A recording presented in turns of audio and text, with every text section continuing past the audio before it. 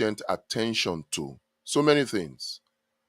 And we need to take note of these things so that we can pay attention to them. If not, things will continue to be tough for Nigerians, and the middle class will continue to be destroyed, wiped out. So rather than have the upper class, the middle class, and the lower class, what we'll just have is a very small upper class continue to reduce, and no middle class. Everybody will now be in the lower class. And we don't want that, because that will be more suffering for Nigerians. Those who can afford their cars and their houses and their very expensive phones today, if we don't take the right actions, we'll not be able to afford it tomorrow. So today it might appear as though you're living fine. But if we allow these things to continue and we don't pay attention to the things that are happening right now, tomorrow, those who were able to afford these luxurious things will not be able to afford it. Now, what is the thing that I say we need to pay attention to? Ned Nwoko, the senator representing Delta North Senatorial District, has been doing some fantastic work in terms of social welfare in Nigeria. But to my shock, it's not receiving the attention it needs to receive. Activists, human rights activists, politicians, religious bodies, religious leaders, educational leaders, leaders of thought, celebrities, they are not talking about it. And then most importantly, the Nigerian people, we're not talking about this bill that Ned Nwoko has proposed in the Senate, Nigerian Senate. And the bill just passed through first reading. First, it was an open letter to Tinubu, and now it's a bill. And it's strange that from when it was an open letter to Tinubu about 2 or 3 months ago, and now that it is going through the National Assembly and it has gone through the first reading, Nigerians are not paying attention to it. The whole idea of the bill is good, and I'll read some of them to you. It says that it's to establish the National Social Security Agency, to repeal the Ministry of Humanitarian Affairs. 1. 2. It aims to create a new agency under the office of the president. 3. It seeks to provide social security for all vulnerable Nigerians or vulnerable citizens of Nigeria. Then 4. It seeks to institutionalize welfare to such an extent that there is guaranteed provision of welfare stipulated so far as a person living within Nigeria is a citizen and that person is vulnerable, having met certain criteria. We should support this bill. This is what we should be talking about. This is what we should be talking about. One very beautiful effect of this bill will be that it will remove palliative from our economy. Because right now, what we have is palliative welfare. Palliative welfare. And because we have palliative welfare, and because human beings are designed to be competitive, to stay alive, what you have is there's now corruption, and the palliatives only gets to people that are friends and cronies of the people in charge of them, just because, of course, it cannot go round. And because of that, sometimes even the palliatives do not even get to the people. And because of that, people find themselves selling their souls to get these palliatives. And that means that there'll be human rights violation. And then what do you now get? Because there's massive human rights violation, you now have palliative justice, where you have activists fighting for certain people, 1 out of 1,000 or 1 out of 100,000 or 1 out of 1,000,000. Palliative justice. So if we're going to be effective, all of these human rights activists out there, very dark man, ordinary Ahmed Issa Brekete family and the likes, if we're going to get effective justice and deal with human rights issues, violations at the root, then we must pay attention to what Ned Nwoko is saying. This is the way to go about it. When people have their food problems solved for them, then they will be able to understand what their rights is. Right now, many Nigerians do not understand what their rights are. And if you don't understand what your rights are, how can you fight for it? How can you demand for the enforcement of your rights? You can't. So, for all of us out there who are trying to bring justice, get Nigeria to work for everybody, this bill by Ned Nwoko is what we should be supporting. I have some issues with the bill though, and Ned Nwoko, I need you to pay attention to this. It doesn't affect the fact that your bill has gone through the first reading. It doesn't affect that fact at all. In fact, your bill can be passed. It's a step in the right direction, just like the Students' Loan Act was done. In 2023, it was hurriedly passed, and then in 2024, it was repealed and replaced with a 2024 Act. So that your bill, Ned Nwoko, that seeks to create or establish a national social security agency, has passed the first reading. Even though I have these concerns about it, it should not stop it from going to the second or third or even being passed. But if the changes I'm going to suggest now can be made, it will be in your interest to make them. Because I am particularly excited at the spirit of this bill that you have proposed.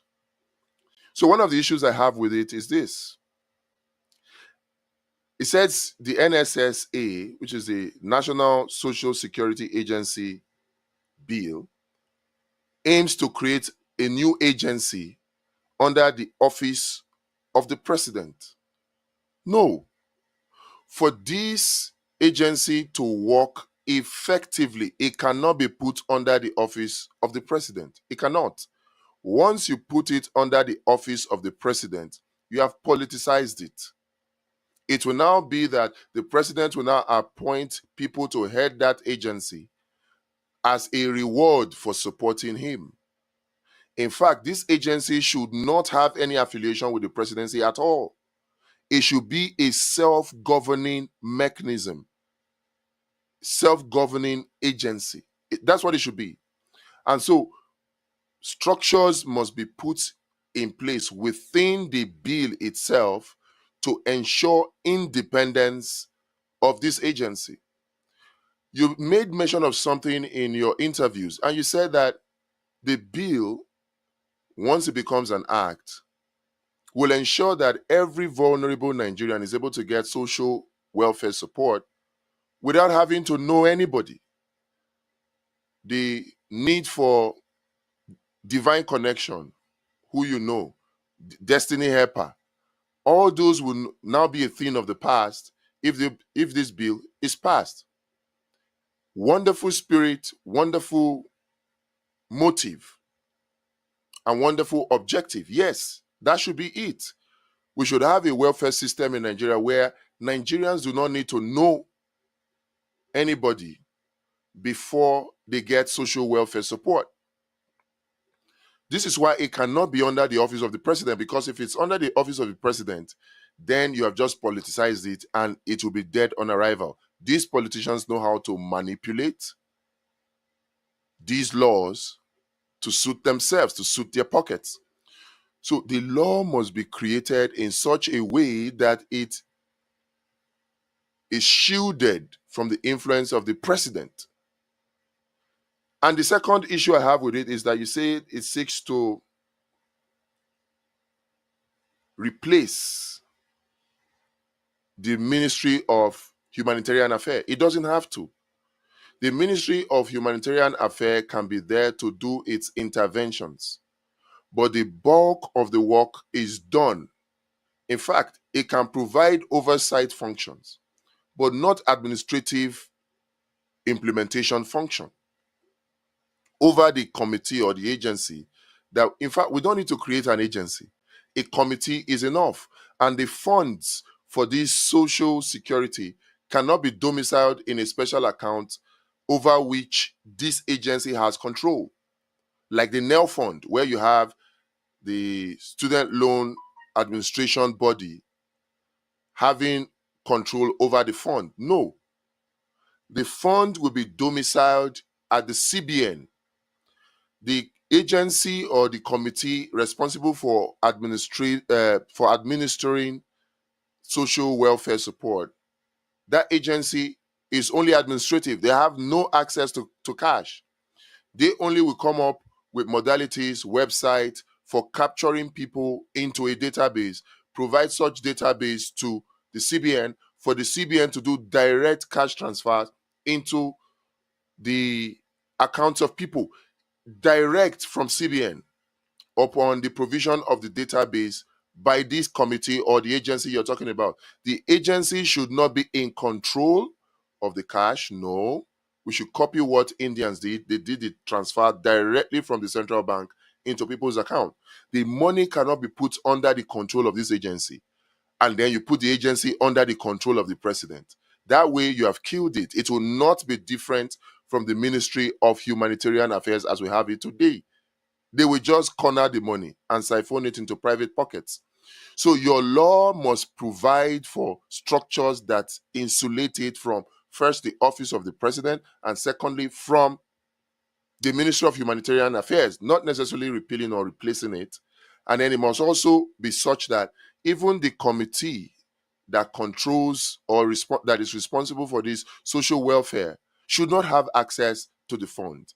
It should create a fund that will be domiciled in the CBN, and the committee or the agency you're talking about should only be involved in gathering and providing the structure for gathering the the information, the biodata of vulnerable Nigerians, capturing it. And once it is captured and verified through things like BVN and NIN, then that information is sent to CBN, and CBN will now do direct cash transfers to the people. And the way this can be done, which is something that you have not captured, is that this cash should not be cash that is given to people for them to spend anyhow. It must be tied to agricultural food production.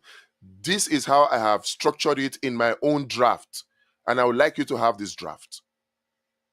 It's in the description of this video. I will love you to have this draft. It is tied to agricultural production, and the way I have designed it is that the social welfare law should create a social welfare fund, and that will mean that it will create a website through which people can enter their details. Those who are not able to read and write can get those who are able to read and write to register them. And then we can have agents from across the different government agencies to assist those who are not able to read and write or have access to internet to enter their data into the website. So the website will capture the biodata of vulnerable Nigerians. And once that is done, using their national identity number and their BVN, we're able to identify their income level. So we can say, we can have different income level. If your income level is below 1,500,000 naira a year, then you have this. If your income level is 0, then you have this. So we can have such categorization. And once they register on the website, we use their BVN and NIN to identify that. Then they will be given a welfare card. Every Nigerian who seeks social benefits will have a welfare card. And the essence of this welfare card is that this is the welfare card that will be a sort of ATM, a special ATM, where money sent to that ATM card, the welfare card, can only be spent to purchase food at farmers market, at grocery stores, at markets. Only be spent to purchase food item. It can be designed. It's very easy. It's just once we have a decision to do that, it's easy to do actually. So once that is done, the CBN will send the money directly. Remember, the committee or the agency does not have access to the cash, to the funds, the way the NEL fund does. No. It is the CBN that will push the money directly to people. And it doesn't matter how many Nigerians have applied, everybody must get. It doesn't matter who those that applied know in government, everybody must get. This is how to institutionalize our social welfare. Once we're able to do this, then we have a country that works for everybody. It's a starting point. Everything will correct itself from there. So, Ned Nwoko, this is what we should do. These are the changes you must make to your social welfare, National Social Security Agency's bill. You must remove it from under the office of the president. The president should not have any control at all, any input in appointing who leads it. It shouldn't.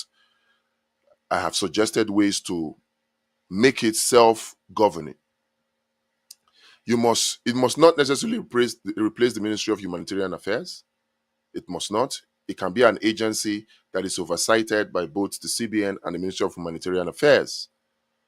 Then it must be structured in such a way that it doesn't increase inflation. And that is only possible if we ensure that people who apply get a welfare card, which is a special ATM, into which the CBN will pay the money into directly. And that special welfare card can only be spent on buying food. So invariably, this is set up to encourage and boost agricultural production in Nigeria, because once these people buy food, they are given an opportunity to enter into agricultural production through incentives, because effectively the money will be going into supporting agricultural hub. This is where my suggestions differ from yours and makes it even superior to yours. You should accept that it is superior to yours, because at the end of the day, what you seek is what I seek. And it's beautiful what you seek. And that's why I'm throwing my weight behind it. But it needs some improvement. I will kindly advise that you take these improvements and put them into your bill so that Nigerians will be happy. Wonderful. Your heart is in a good place for making these suggestions.